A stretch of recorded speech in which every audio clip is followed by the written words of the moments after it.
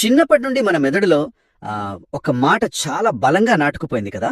ఉమ్, అదేంటంటే డబ్బులేమైనా చెట్లకు కాస్తున్నాయా, లేదా సంపాదించాలంటే అదృష్టం తలుపు తట్టాలి అని. అవును, చాలా సాధారణంగా వినే మాటలివి, మనందరికీ సుపరిచితమే. రైట్.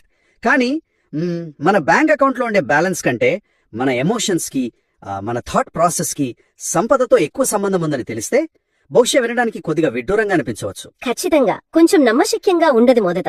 ఎగ్జాక్ట్లీ. అందుకే ఈ డీప్ డైవ్ లో మనం రోండా బర్న్ రాసిన కౌంట్ డౌన్ టు రిచెస్ అనే పుస్తకం మీద ఫోకస్ పెడుతున్నాం. ఈ సోర్సెస్ ని పూర్తిగా అనలైజ్ చేస్తే అర్థమయ్యే అసలైన రహస్యం ఇదే.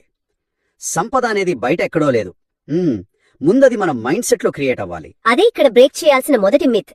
అంటే సంపద అనేది కేవలం ఎకనామిక్స్ కి సంబంధించిన విషయం కాదు. It's purely psychology. Wow, psychology అంటారా? అంటే మన నమ్మకాలే మనల్ని ఎలా వెనక్కి లాగుతున్నాయో తెలుసుకుంటే నిజంగా బ్రెయిన్ బ్లాక్ అవుతుంది. దీని గురించి కొంచెం లోతుగా చర్చిద్దాం. అసలు ఈ పుస్తకం మూల సూత్రం ఏంటి? రౌండా బర్న్ ఈ పుస్తకంలో చాలా క్లియర్ గా చెప్పిన పాయింట్ ఏంటంటే, వెల్త్ క్రియేషన్ అనేది మనం తీసుకునే నిర్ణయాల మీద, ఆ నిర్ణయాల వెనుక ఉన్న మన మానసిక స్థితి మీద ఆధారపడి ఉంటుంది. ఓ, అంటే మన ఫైనాన్షియల్ స్టేటస్ కి మన మైండ్ స్టేట్ కి లింక్ ఉందన్నమాట.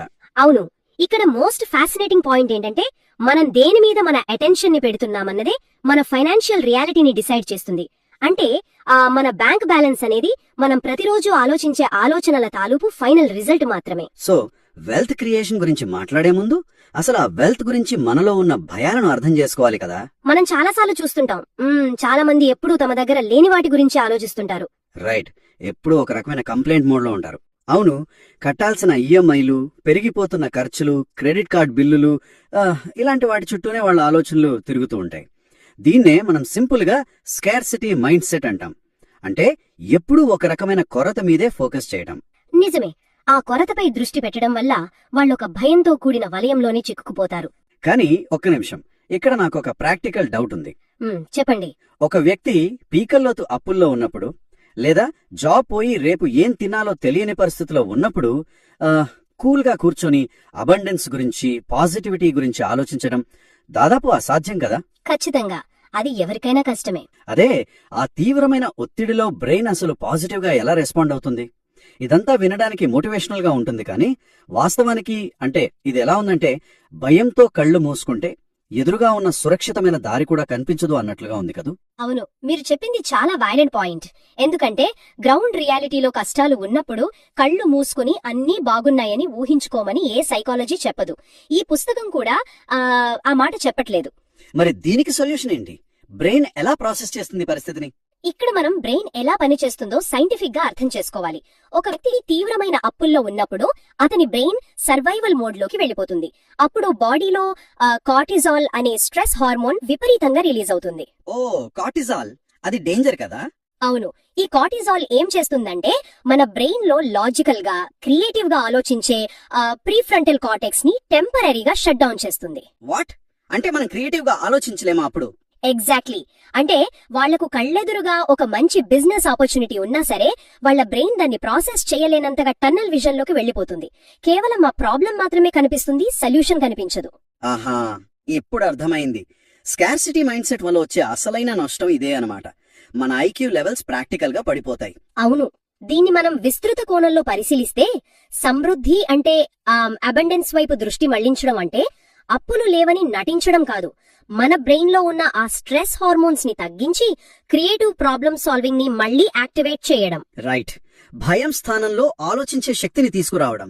ఓ, అంటే ఇక్కడ పాయింట్ ప్రాబ్లం ని ఇగ్నోర్ చేయడం కాదు, ప్రాబ్లం ని సాల్వ్ చేయడానికి కావాల్సిన మెంటల్ బ్యాండ్ విడ్త్ ని క్రియేట్ చేసుకోవడం అన్నమాట. ఖచ్చితంగా, అదే మొదటి మెట్టు. అయితే భయం మన కళ్లకు గంతలు కట్టేస్తే ఆ గంతలు విప్పడానికి మనకు ఏ టూల్స్ కావాలి అని ఆలోచిస్తే ఇక్కడే మనకు గ్రాటిట్యూడ్ అండ్ క్లారిటీ అనేవి కనిపిస్తాయి ఈ బుక్ లో. అవును, గ్రాటిట్యూడ్ అనేది చాలా పవర్ఫుల్ టూల్. చాలా మంది గ్రాటిట్యూడ్ అనగానే ఒక స్పిరిచువల్ కాన్సెప్ట్ అనుకుంటారు, కానీ మీరు చెప్పిన దాని ప్రకారం చూస్తే ఇది ఒక న్యూరలాజికల్ టూల్ లాగా పనిచేస్తుంది కదా. ఎగ్జాక్ట్ గా, ఉన్నదాని పట్ల కృతజ్ఞత చూపించడం అనేది మన బ్రెయిన్ లో ఆ స్ట్రెస్ లూప్ ని బ్రేక్ చేసే ఒక ప్యాటర్న్ ఇంటరప్ట్ లాగా పనిచేస్తుంది. సోర్స్ మెటీరియల్ లో కూడా ఇదే పాయింట్ ని ఒక మంచి ఎగ్జాంపుల్ తో చెప్పారు కదా. ఒకే రకమైన ఆర్థిక కష్టాల్లో ఉన్న ఇద్దరు వ్యక్తుల్ని తీసుకుంటే హ్మ్. ఒకరు ఎప్పుడు నాకు దరిద్రం పట్టుకుంది అని కంప్లైంట్ చేస్తూ అదే లూప్ లో ఉండిపోతారు. అవును, వాళ్ళు ఆ నెగిటివిటీ నుంచి బయటకు రాలేరు. వాళ్ళకెవరైనా సలహా ఇచ్చినా కోపం వస్తుంది. రైట్. కానీ రెండో వ్యక్తి కనీసం తనకున్న స్కిల్స్ కి లేదా హెల్త్ కి గ్రాటిట్యూడ్ తో ఉంటూ పరిస్థితిని యాక్సెప్ట్ చేస్తాడు. అప్పుడు అతను మైండ్ రిలాక్స్ అయ్యి కొత్త దారుల కోసం వెతకడం స్టార్ట్ చేస్తుంది కదా. కాలక్రమేణా ఈ రెండో వ్యక్తి కొత్త నైపుణ్యాలు నేర్చుకోవడానికి, రిస్క్ తీసుకోవడానికి ఎక్కువ ఆసక్తి చూపుతాడు. ఎగ్జాక్ట్ గా గ్రాటిట్యూడ్ అనేది ఒక ఇమోషనల్ షిఫ్ట్ అయితే, క్లారిటీ అనేది దానికి డైరెక్షన్ ఇస్తుంది. ఇక్కడే అసలైన ఆసక్తికరమైన విషయం దాగి ఉందనుకుంటా. క్లారిటీ అంటే ఏంటి? చాలా మంది నాకు డబ్బు కావాలి అనుకుంటారు. అది సరైన లక్ష్యం ఎలా కాదు? ఇక్కడే చాలా మంది ఫెయిల్ అవుతుంటారు. నాకు డబ్బు కావాలి లేదా నేను రిచ్ అయిపోవాలి అని అనుకోవడం అసలు ఒక గోల్ కిందకే రాదు. మన బ్రెయిన్ కి ఇలాంటి వేగ్ ఇన్స్ట్రక్షన్స్ ఇస్తే అదేమీ చేయలేదు. అంటే ఇంకా నిర్దిష్టంగా ఉండాలంటారా? అవును, డబ్బు అంటే ఏమిటి, ఎగ్జాక్ట్ గా ఎంత కావాలి, 10 లక్షల అప్పు తీర్చడమా, లేక ఒక 6 నెలల ఎమర్జెన్సీ ఫండ్ ఏర్పాటు చేయడమా, లేదా వ్యాపారం ప్రారంభించడమా అని చాలా స్పెసిఫిక్ గా ఉండాలి. రైట్. ఖచ్చితమైన లక్ష్యం ఉంటేనే మన శక్తియుక్తులన్నీ ఆ దిశగా కేంద్రీకృతమవుతాయి. దీన్నే మనం సైకాలజీలో రెటిక్యులర్ యాక్టివేటింగ్ సిస్టమ్ లేదా రాస్ తో లింక్ చేసి చూడొచ్చు. మన బ్రెయిన్ లో ఉండే ఈ సిస్టమ్ ఒక ఫిల్టర్ లాగా పనిచేస్తుంది. రాసా? అదెలా పనిచేస్తుంది? చూడండి, మీరు ఎప్పుడైనా గమనించారా, మీరు ఒక పర్టిక్యులర్ బ్రాండ్ కారు కొనాలని డిసైడ్ అయ్యాక సడన్ గా రోడ్డు మీద మీకు అవే కారులు ఎక్కువగా కనిపిస్తుంటాయి. ఓ అవును, నిజమే. ప్రతి సిగ్నల్ దగ్గర ఆ కారే కనిపిస్తుంది. అంతకుముందు ఆ కారు లేవా, ఉన్నాయి, కానీ మీ బ్రెయిన్ వాటిని ఫిల్టర్ అవుట్ చేసింది. ఎప్పుడైతే మీకు క్లారిటీ వచ్చిందో అప్పుడు మీ బ్రెయిన్ ఆ ఆపర్చునిటీస్ ని స్పాట్ చేయడం స్టార్ట్ చేస్తుంది. క్లియర్ ఫైనాన్షియల్ గోల్ పెట్టుకోవడం వెనుక ఉన్న సైన్స్ కూడా ఇదే. Wow, that makes so much sense. So మీరు చెప్తున్నది ఏంటంటే, నాకు చాలా డబ్బు కావాలి అని చెప్పడం ఒక క్యాబ్ ఎక్కి నన్ను ఏదైనా మంచి చోటికి తీసుకువెళ్ళు అని చెప్పడం లాంటిది. డ్రైవర్ కి క్లారిటీ లేకపోతే ఎక్కడికి వెళ్ళలేం కదా. ఎగ్జాక్ట్లీ అదే పాయింట్. సరే, ఇప్పుడు మనకు ఒక క్లియర్ గోల్ ఉంది అనుకుందాం. నెక్స్ట్ ఏంటి? ఇక్కడే విజువలైజేషన్ అనే కాన్సెప్ట్ వస్తుంది బుక్ లో. అవును, లక్ష్యం ఏమిటో స్పష్టత వచ్చాక ఆ ఊహను వాస్తవంలోకి తీసుకురావడానికి ఇదే వారధి. విజువలైజేషన్ అనగానే చాలా మందికి తెలిసిందేంటంటే, కళ్ళు మూసుకుని ఒక పెద్ద బంగ్లాలో ఉన్నట్లు, ఫెరారీ కార్ నడుపుతున్నట్లు ఊహించుకోవడం కదా. క్రీడాకారులు మ్యాచ్ కు వెళ్లే ముందు ఇలాగే చేస్తారు కదా అంటారు. నిజమే, విజువలైజేషన్ చాలా పవర్ఫుల్. కానీ ఇక్కడ ఒక ప్రాబ్లం ఉంది. ఇది కేవలం పగటి కలలు కనడం లాంటిది కాదు కదా. సోఫాలో కూర్చుని ఊహించుకుంటే అకౌంట్లో డబ్బులు పడిపోవు. రాండా బరన్ కూడా దీని గురించి చాలా క్లియర్ గా చెప్పారు. ఆలోచనలకు తోడు ఇన్స్పైర్డ్ యాక్షన్ ఖచ్చితంగా ఉండాలి అని. అవును, ఇక్కడే యాక్షన్ ఇంపార్టెన్స్ వస్తుంది. ఇది ఎలా ఉందంటే, మ్యాప్ పట్టుకుని గమ్యాన్ని ఊహించుకుంటూ కూర్చుంటే సరిపోదు. కార్ స్టార్ట్ చేసి స్టీరింగ్ పట్టుకుని నడపాలి.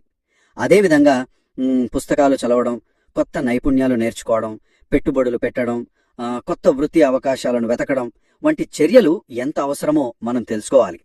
ఎంత ఊహించినా కారు ముందుకు వెళ్ళదు కదా. ఖచ్చితంగా ఇది ఒక ముఖ్యమైన ప్రశ్న లేవనెత్తుతుంది. ఆ కారు నడపడం అనేదే యాక్షన్. అయితే ఇక్కడ మీరు అన్నట్లు ఇన్స్పైర్డ్ యాక్షన్ కి నార్మల్ యాక్షన్ కి మధ్య ఒక చిన్న థిన్ లైన్ ఉంది. అవునా?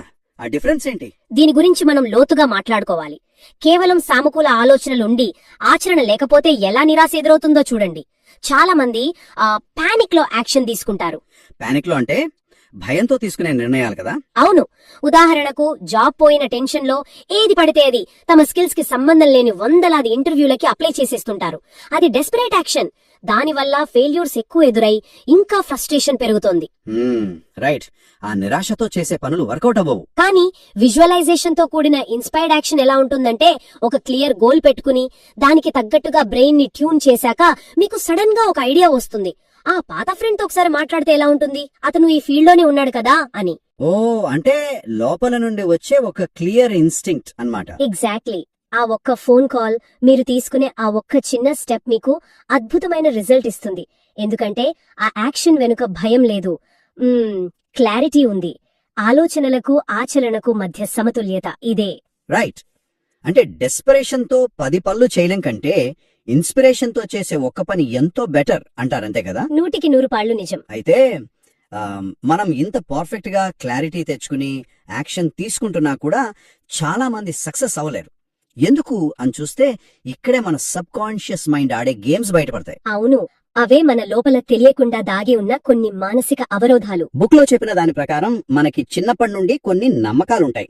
డబ్బు కోరుకోవడం స్వార్థమని, లేదా ధనవంతులంతా అత్యాశపరులు అనే తప్పుడు నమ్మకాలను వదిలించుకోవడం చాలా ముఖ్యం కదా. ఖచ్చితంగా. చాలా మందికి తెలియని సమస్య ఇదే. లక్షాధికారి అవ్వాలని కోరుకుంటాం, కానీ లోపల మన సబ్ కాన్షియస్ లో మాత్రం ఆ డబ్బొస్తే నేను కూడా చెడ్డవాడినైపోతానేమో అనే భయం దాగి ఉంటుంది. ఇది అచ్చం కారు డ్రైవ్ చేస్తూ యాక్సిలరేటర్ మీద కాలు పెట్టి అదే సమయంలో హ్యాండ్ బ్రేక్ లాగుంచినట్లుగా ఉంటుంది. మీరు వాడిన ఆ హ్యాండ్ బ్రేక్ ఎనాలజీ చాలా యాప్ట్ గా ఉంది. అవును, ఒక పక్క డబ్బు కావాలని ఆశిస్తూనే మరో పక్క అది సంపాదిస్తే ఎవరైనా ఏమని అనుకుంటారేమో అని భయపడటం. ఇంజిన్ ఏమో ముందుకు వెళ్లాలని అరుస్తుంటుంది. ఆ ఇంజిన్ మన కోరిక, కానీ మనలో ఉన్న ఈ గిల్ట్, ఈ అపరాధ భావం అనేది హ్యాండ్ బ్రేక్ లాగా మనల్ని గట్టిగా ఆపేస్తుంది కదా. లోపల ఘర్షణ ఉన్నప్పుడు మనం మన ఎదుగుదలను ఎలా అడ్డుకుంటామో చెప్పడానికి ఇదొక బెస్ట్ ఎగ్జాంపుల్. సైకలాజికల్ టర్మ్స్ లో దీన్నే కాగ్నిటివ్ డిసోనెన్స్ అంటారు. కాగ్నిటివ్ డిసోనెన్స్ అంటే మైండ్ లో రెండు ఆపోజిట్ థాట్స్ ఉండటమా? ఈ రెండింటి మధ్య జరిగే ఘర్షణే ఇది. మన సబ్ కాన్షియస్ మైండ్ కి ఉన్న ఒకే ఒక డ్యూటీ ఏంటంటే మనల్ని సురక్షితంగా ఉంచడం. రైట్.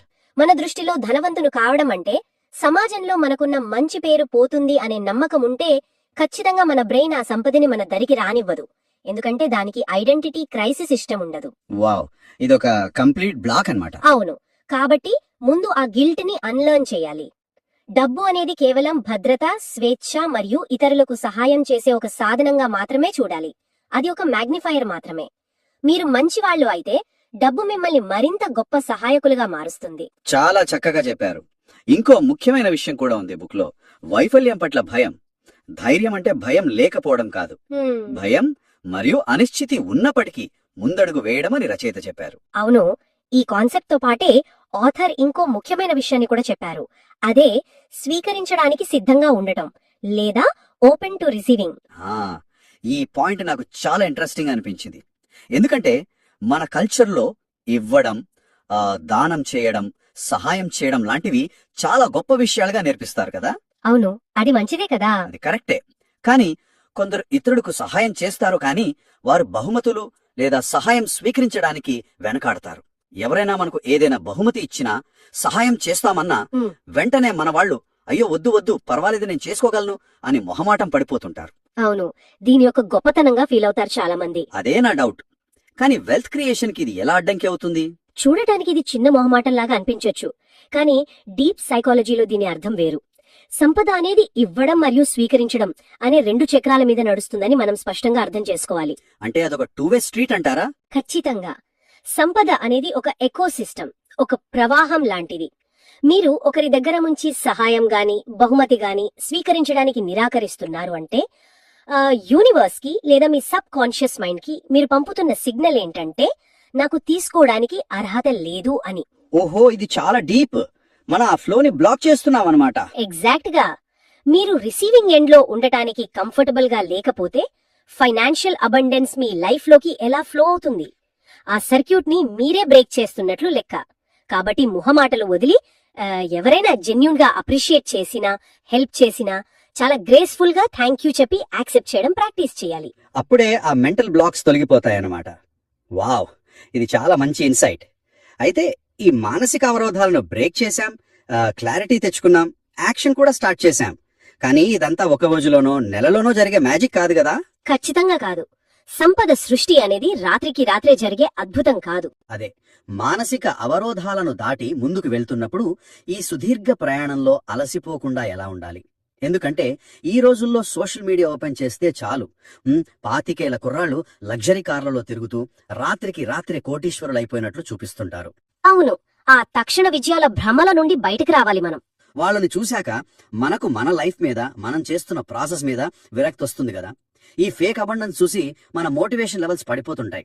ఈ ట్రాప్ నుంచి ఎలా బయటపడాలి? ఇది ఈ జనరేషన్ ఫేస్ చేస్తున్న అతి పెద్ద ఛాలెంజ్. ఇన్స్టాగ్రామ్ రీల్స్ చూసి వెల్త్ క్రియేషన్ ని అంచనా వేయడం అంటే ఒక సినిమా ట్రైలర్ చూసి జీవితాన్ని డిసైడ్ చేసుకోవడం లాంటిదే. చాలా కరెక్ట్ గా చెప్పారు. సోషల్ మీడియాలో కనిపించే ఆ ఫేక్ విజయాలు మన బ్రెయిన్ లోని డోపమైన్ ని దెబ్బతీస్తాయి. దానివల్ల మనం ఏదైనా పని స్టార్ట్ చేసినా 2 రోజులకే రిజల్ట్ రాకపోతే ఫ్రస్ట్రేట్ అయిపోతాం. కానీ రియాలిటీలో స్థిరమైన సంపదకు ఓర్పు, క్రమశిక్షణ చాలా అవసరం. మరి మోటివేటెడ్ గా ఉండటానికి ఆథర్ ఏమైనా సొల్యూషన్ చెప్పారా? చెప్పారు.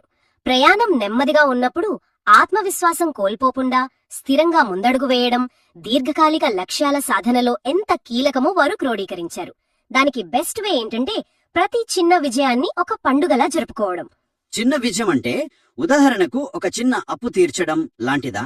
అవును, చిన్న అప్పు తీర్చడం, కొత్త స్కిల్ నేర్చుకోవడం లేదా పొదుపు పెంచడం లాంటివి. వాటి గురించి గర్వపడండి, దాన్ని అప్రిషియేట్ చేసుకోండి. ఆ చిన్న చిన్న సక్సెస్లు మనకు మంచి ఉత్సాహాన్నిస్తాయి. రైట్.